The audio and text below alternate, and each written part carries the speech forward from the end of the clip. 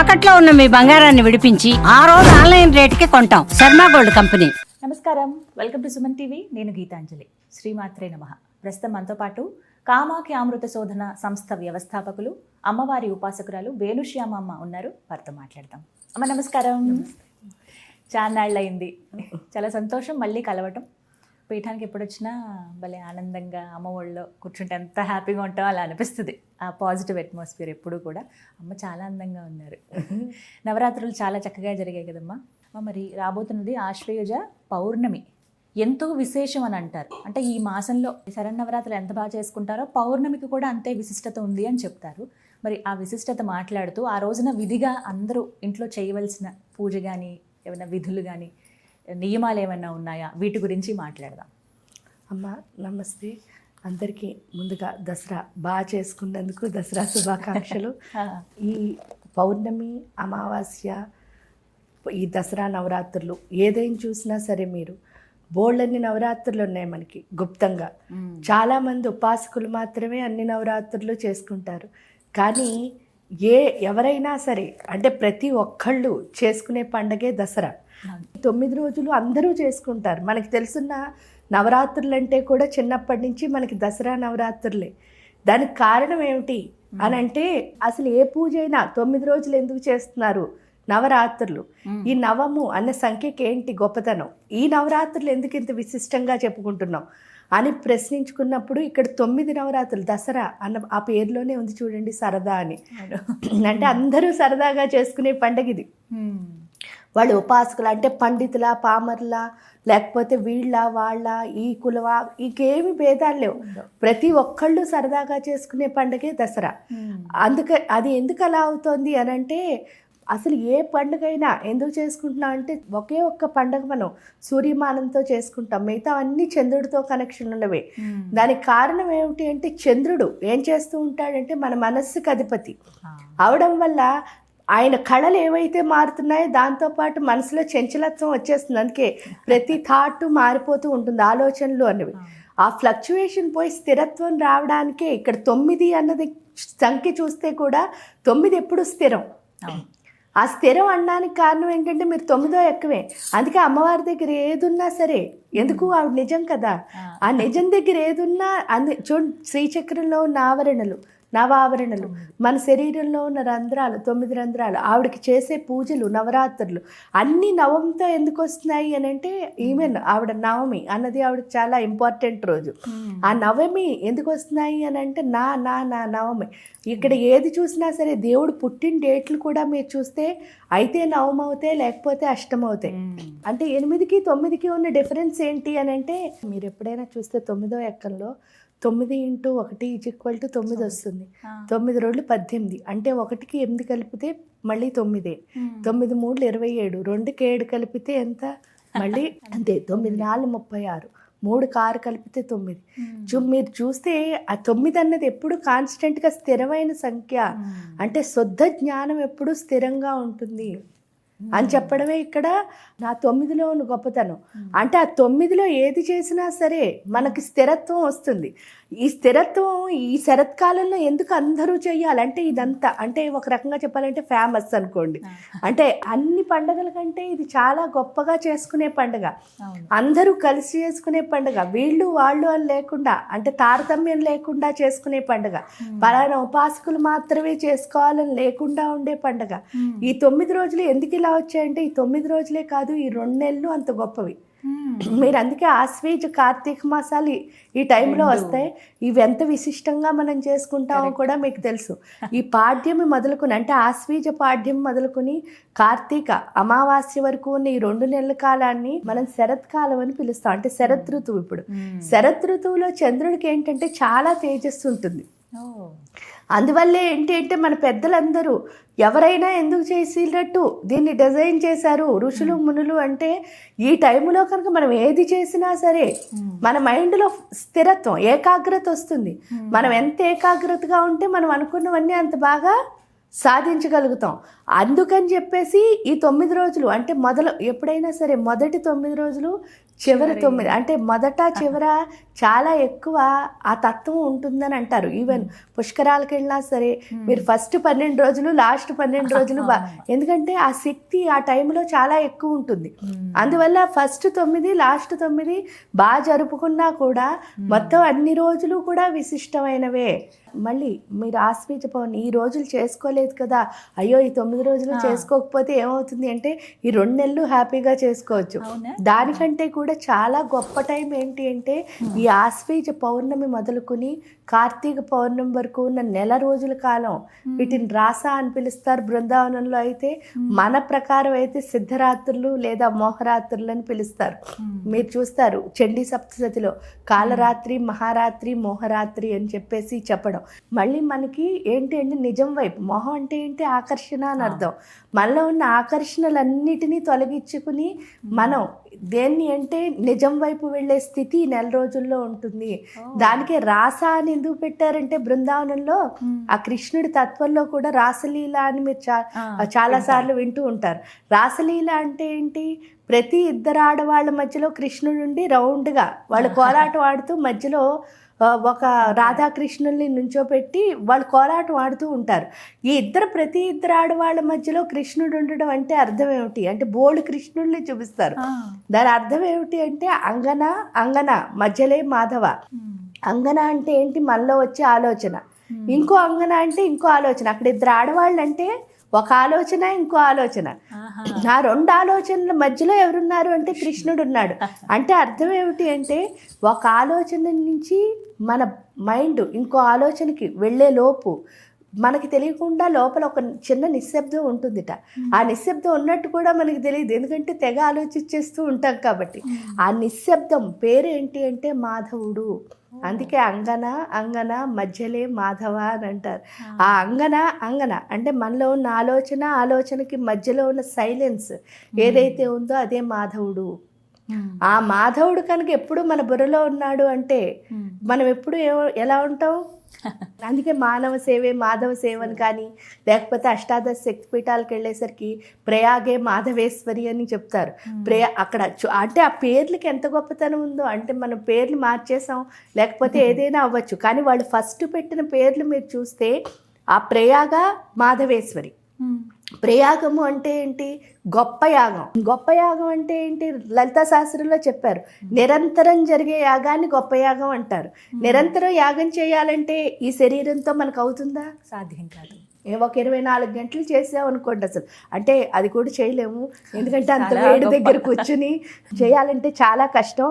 ఒకవేళ ఏదైనా ఆ స్థిరత్వంతో చెయ్యాలి అని దృఢ సంకల్పంతో చేసేసిన 2వ డే మనం సహకరించదు శరీరం. అంటే ఒక్కరోజు మాత్రం చేయగలుగుతామేమో కానీ ఆ తర్వాత మనం చేయలేము. మహా అయితే ఒక 4-5 రోజులు బాగా స్టామినా ఉన్నవాళ్ళు, అంతకంటే ఎక్కువ మాత్రం మనం 24 గంటలు చేయగలిగిన స్థితి అయితే ఈ శరీరానికి ఉండదు. అంటే మరి నిరంతర యాగం ఎలా చేస్తాం అది చేయలేనప్పుడు? అదే కదా రహోయాగ క్రమరాజ్యార హస్తర్పణ తర్పిత.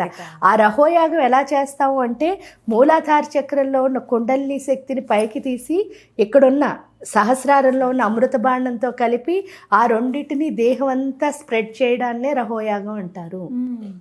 అది చేయగలిగే స్థితి ఎప్పుడు వస్తుంది అంటే ప్రయాగ అంటే గొప్ప యాగం. అది చెయ్యాలి అంటే మనం ప్రతి క్షణం ఎందులో ఉండాలి, యోగంలోనే ఉండాలి. ఎప్పుడు ఎవరితో కనెక్ట్ అయ్యి ఉండాలి, అమ్మవారితోనే. అంటే అమ్మవారి మీద తప్ప ఇంకో ధ్యాస లేకపోతే ఈ గొప్ప యాగం నిరంతరం యాగం చేయగలుగుతాం. ఈ యాగం చేయగలిగితే ఎవరు వస్తారట, మాధవేశ్వరి. మాధవేశ్వరి అంటే ఏంటంటే మన బుర్ర ఎప్పుడు సైలెంట్గా ఉంటుంది, నిశ్శబ్దంగా ఉంటుంది. అంటే మన బుర్ర సైలెన్స్గా ఉంచుకోవాలి అంటే ఎప్పుడు ఏం చేస్తూ ఉండాలి, అమ్మ ధ్యానంలో ఉండాలి. అదే విష్ణుమూర్తి ఆవిడ పద్మనాభ సహోదరి కదా, అందుకని వాళ్ళిద్దరూ ఒకటే ఇంచుమించు. అందుకని ఏంటిట అంటే ఇక్కడ ఈ పౌర్ణమి నుంచి ఆ పౌర్ణమి వరకు ఎవరైతే ఎక్కువ, అందుకే సిద్ధరాత్రి అంటే ఏంటంటే మీరు చేసిన సిద్ధిస్తుంది. పౌర్ణమి రోజు ప్రారంభిస్తారు, మళ్ళీ పౌర్ణమి కార్తీక పౌర్ణమి రోజు లాస్ట్ రోజు. అలా ఎవరైతే ఆ నెల కాలం నిజంగా దీక్ష పట్టి ఏదో ఒకటి అంటే నాకు ఈ మంత్రం గురువుల దగ్గరికి వెళ్ళి మంత్రం తీసుకుని చేయొచ్చు, లేదా గురువు ఎవరు అందుబాటులో లేరండి. లేరు, హాయిగా లలిత సహస్రం చదువుకోవచ్చు లేదా విష్ణు సహస్రనామాలు చదువుకోవచ్చు, మీ ఇష్టం. మీకు ఏ దేవుడు ఇష్టమైతే ఆ దేవుడు. అంటే అలా అని కృష్ణుడు లేకపోతే అమ్మవారే అని చెప్పాం కదా అని వాళ్ళవే చదువు, ఎందుకంటే అంతా ఒక్కటే. మనకి ఏ దేవుడు ఇష్టమైనా సరే ఆ నెల రోజుల కాలం చేయడం ద్వారా మన మైండ్లో ఏకాగ్రత అన్నది పెరిగి మనం అనుకున్న దాన్ని మనం సిద్ధించుకోగలుగుతాం. అందుకే వాటిని సిద్ధరాత్రులు. మోహరాత్రి అని ఎందుకన్నారంటే మనలో ఉన్న మోహాన్ని తీసేసే రాత్రి. ఇక్కడ ఏంటి అంటే ఈ నెల రోజులు మోహరాత్రులే, మళ్ళీ కృష్ణాష్టమిని కూడా మోహరాత్రి అని పిలుస్తారు. కాబట్టి ఈ కాలంలో మనం ఎంత బాగా సాధన చేస్తామో ఆ రోజుల్లో ఏమవుతుంది అని అంటే మనలో ఉన్న మనకి ఏది కావాలనుకుంటే, ఇప్పుడు మనం దేవుడికి పూజ ఎందుకు చేస్తామంటే ఫైనల్గా ఆ దేవుడిని చూడాలనే కదా. అంతే, చివరికి ఆ దర్శనం చెయ్యాలి అంటే ఒక్క రోజులో అవ్వదు కదా. చేయగా ఫస్ట్ ఏంటి అంటే ఆ దేవుడిని చూడాలి అంటే మనం ఆ దేవుడిలా మారాలి, తర్వాత చూడగలుగుతాం తప్పకుండా.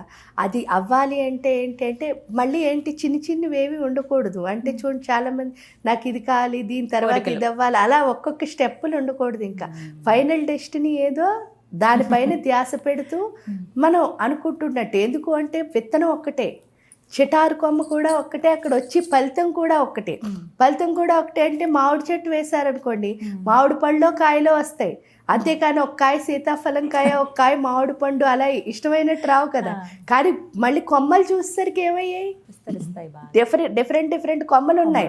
ఒకే చెట్టుకు బోల్డ్ అన్ని కొమ్మలు ఉన్నాయి, కానీ కాయ అయినా పువ్వు అయినా ఒకటే వస్తుంది. అది గుర్తించుకోవాలి. అందువల్ల ఏంటి అంటే ఏ సాధన చేస్తే నేను గొప్ప అయిపోతాను అంటే అన్ని సాధనలు ఒక్కటే. ఫైనల్గా ఫలితం ఏమిటి, ఏదైతే ఉందో అదే వస్తుంది. దాన్ని స్వీకరించాలి అంటే మనం లిమిట్ చేసుకోకూడదు. అంటే నాకు ఇది కావాలి అని ఎప్పుడు అడిగామో మన బుర్ర ఎంత ఉందో అంతే, అంతకంటే ఎక్కువ అడగలేము. ఇప్పుడు ఇందాక మీరు అన్నారు ఈ నెల రోజులు పౌర్ణమి నుంచి మళ్ళీ పౌర్ణమి వరకు లలిత పారాయణం చేయొచ్చు అని చెప్పి. సమయం అంటూ ఉందమ్మా ఈ సమయంలో చేయాలని? కానీ పౌర్ణమి రోజు ఎప్పుడైనా చేయొచ్చు, కానీ జనరల్గా ఏంటంటే రోజు చేస్తే బెస్ట్. ఇది రాత్రులు అని ఎందుకంటారంటే చంద్రుడికి సంబంధించింది కాబట్టి మనం రాత్రి చేస్తే ఏమవుతుందంటే ఆ టైంలో చంద్రుడు ఉంటాడు కాబట్టి కొంచెం ఈజీగా ఆయన టైంలో వెళ్తే ఆయన మనకు అనుగ్రహం. రాత్రి అంటే 8 గంటలు 9 అమ్మ ఆ టైంకి చేసుకోవచ్చు. ఆహార నియమం ఏమైనా పాటించాలా ఈ నెల రోజులు? ఎప్పుడైనా ఆహార నియమాలు ఏమి ఉండవు. మనం ఏం తీసుకున్నా తప్పు లేదు, కానీ మితంగా తీసుకోవాలి. అంతే, అదొక చెప్తారు మీరు ఎప్పుడు కూడా. అంటే ఫస్ట్ అడిగేది ఏంటంటే ఉల్లి వెల్లుల్లి తినొద్దు అంటారు కదండి మనం ఏదైనా దీక్షలో ఉన్నప్పుడు. అది ఇప్పుడు కూడా వర్తిస్తుందా ఈ మాసం? అంటే ఏది తినకూడదని రిస్ట్రిక్ట్ చేయకూడదు అన్నది వ్యాపక చైతన్యాన్ని చూడడానికి వెళ్తున్నాం. మనం చూడాలనుకుంటుంది మనలాంటి దాన్ని చూడడానికి వెళ్ళటంలే. ఎందుకంటే లిమిట్ అన్నది బాడీ. మరి రూల్స్ అన్నీ ఎందుకు పెట్టుకోవడం అని అంటారు. నేను ఇది వదలగలిగితేనే కదా అటు వెళ్ళగలుగుతాను. అంటే నేను ఇది ఇప్పుడు సపోజ్ చూడండి, ఒక హోమం దగ్గర కూర్చోవాలి, వేడి అందరికీ వస్తుంది కదా. హోమం చేసే ప్రతి ఒక్కడికి వేడి వస్తుంది, కానీ ఆ వేడికి ఎవరు నుంచోగలను అనుకుంటే వాళ్ళే హోమం దగ్గర కూర్చుంటారు. చాలా మంది వేడికి నుంచోలేకే హోమం దగ్గరికి రారు. లాస్ట్లో పూర్ణాహుతికి వస్తాను, ఫస్ట్ సంకల్పానికి వస్తాను అని అంటారు. కానీ హోమం చేసుకోవాలంటే సంకల్పం పూర్ణాహుతే కాదు కదా ఇంపార్టెంట్, మధ్యలో జరుగుతున్న మంత్రం కూడా. కరెక్ట్. ఆ వేడి ఎప్పుడు స్వీకరిస్తావో, ఎందుకంటే ఇక్కడ పొగ వేడి మీరు చూస్తే, అంటే ఏ పూజలోనైనా అదే ఉంటుంది. ఒక్కొక్క పూజలో ఒక్కొక్క డిఫరెన్స్, కానీ హోమం దగ్గర ఎందుకంటే అందరికీ తెలుసున్నది కాబట్టి చెప్తుంటా. పొగ ఏం చేస్తుంది అంటే ఆ స్మోక్ ఎప్పుడైతే మీరు పేల్చడం మొదలెడతారో లోపల ఉన్న చెడునంతటినీ తీసేస్తుంది. అందుకే కంట్లోంచి, ముక్కులోంచి, చెవులోంచి నీళ్లు కారిపోతూ ఉంటాయి. ఆ నీళ్ళు ఏమిటి అంటే మనలో ఉన్న చెడ్డే బయటకు వచ్చేస్తుంది. ఇంకా వేడికున్న ప్రాశస్త్యం ఏమిటి అంటే మన ఇంట్లో సపోజ్ ఎప్పుడైనా బియ్యానికో పప్పులకో పురుగులు పట్టాయనుకోండి, వెంటనే పట్టుకెళ్ళి ఏం చేస్తున్నావు, ఎండలో పెడుతున్నావు. ఎందుకు అంటే ఆ పురుగు పోతుంది కదా. ఎండలో పెట్టడం ఎందుకు, ఆ వేడికి పురుగు బయటకు వచ్చేస్తుంది. అప్పుడు పప్పు ఏమవుతుంది, ఫ్రెష్గా ఉంటుంది. మీరు ఎప్పుడు కొన్నారో అలా. అదే విధంగా ఆ వేడి దగ్గర కూర్చుంటే లోపల పట్టిన బ్యాక్టీరియా అంతా బయటకు వచ్చేస్తుంది. అంటే పురుగు పోవాలి కదా. ఆ పురుగు ఎక్కడ పట్టిందంటే మన మెదడులో. ఆ మెదడులో పట్టిన పురుగును వదిలించుకోవడానికి అక్కడ చేస్తున్నాం. మరి అలాంటప్పుడు ఆ వేడి దగ్గర కూర్చోాలా, లేకపోతే వేడని చెప్పేసి మనం అన్ని రోజు వదిలించుకోకపోతే ఆ పురుగు ఎక్కడ ఉంటుంది, మళ్ళీ మనలోనే ఉండిపోతుంది. అంటే మనం తప్పు చేస్తున్నట్టు కూడా మనకు తెలియదు, కానీ చేసేసుకుంటూ వెళ్ళిపోతూ ఉంటాం. అది తెలుసుకోవాలనే వాళ్ళు హోమ ప్రక్రియ పెట్టారు. కాబట్టి అది ఎవరు కాలనుకుంటే వాళ్ళు ఏంటంటే ఈ నెల రోజులు ఉల్లిపాయ తినాలా, వెల్లుల్లి తినాలా, ఇవన్నీ మనకి మనం పెట్టుకున్న రిస్ట్రిక్షన్స్. ఎందుకు అంటే ఇది వదిలితేనే అది చేయగలను కాబట్టి, అంటే బాడీ కాన్షియస్ వదలాలి కాబట్టి.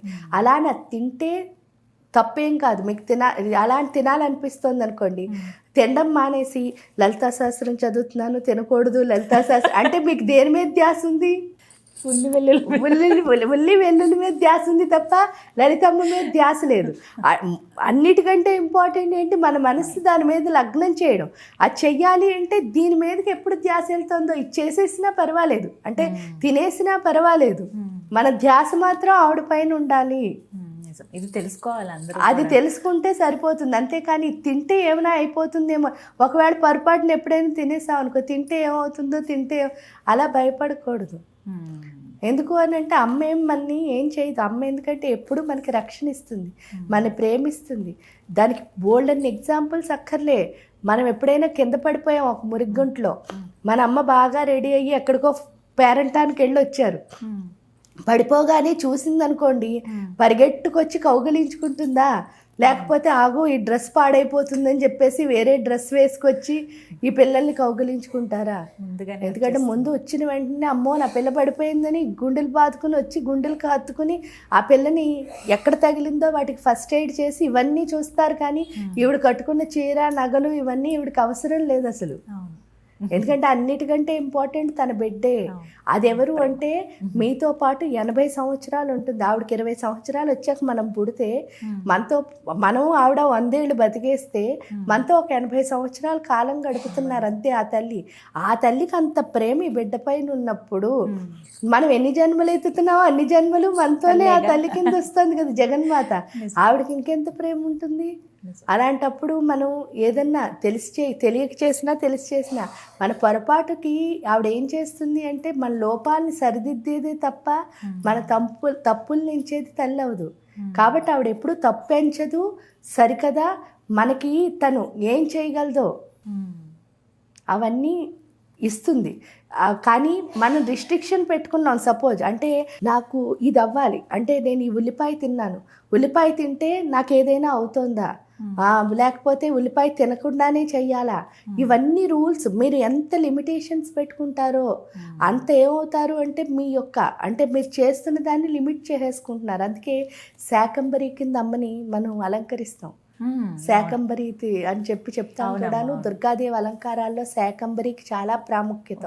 అందులో చండీ సప్తశతిలో కూడా 11వ అధ్యాయంలో ఖచ్చితంగా శాకంబరి కింద ఆవిడ కొలుస్తున్నాం. ఈ శాకంబరి అంటే అర్థం ఏమిటి? ఎందుకు ఆవిడకి అన్ని కూరగాయలతో అంటే చాలామంది ఏంటంటే ఆవిడ వనాల్లో తిరుగుతుంది, వనదుర్గ కాబట్టి అని చెప్పేసి ఇవన్నీ మనం చెప్పుకోవడం వింటాం. కానీ ఎందుకు ఆ కూరగాయలకి ఈవిడికి ఏంటి సంబంధం అంటే, కూరగాయలు అంటే ఏంటి, మన లోపల ఉన్న టేస్ట్లు. ఆ టేస్టులన్నిటినీ ఆవిడకి సమర్పించేస్తే ఏమొస్తుంది అంటే అన్లిమిటెడ్ గ్రోత్ వస్తుంది. ఎందుకంటే నీ టేస్టే నిన్ను లిమిట్ చేస్తుంది. నా టేస్ట్ ఇదండి అంటే అఫ్కోర్స్ కారం, ఉప్పు, పులుపు, తీపి ఇవి ఒక టేస్ట్లు. అవి కాకుండా నేను ఈ డ్రెస్సే వేసుకుంటాను, ఇలాంటి బ్రాండే వాడతాను, లేకపోతే ఇలాంటి షూసే వాడతాను, నేను ఇలాగే అలంకరిస్తాను ఇంటిని, ఇవన్నీ కూడా డిఫరెంట్. ఇవన్నీ మనం ఏం చేస్తున్నాయంటే లిమిట్ చేయడంతో పాటు ఇంకో దాన్ని ఎంజాయ్ చేయనివ్వట్లేదు. అది ఉంటేనే ఎంజాయ్మెంట్, అది లేకపోతే ఎంజాయ్మెంట్ లేదనుకుంటున్నా. కానీ ఇదే మీరు 10 సార్లు చూసేసరికి ఎంజాయ్మెంట్ ఎక్కడి నుంచి వస్తుంది? కరెక్టే, బోర్ అయిపోతున్నాం.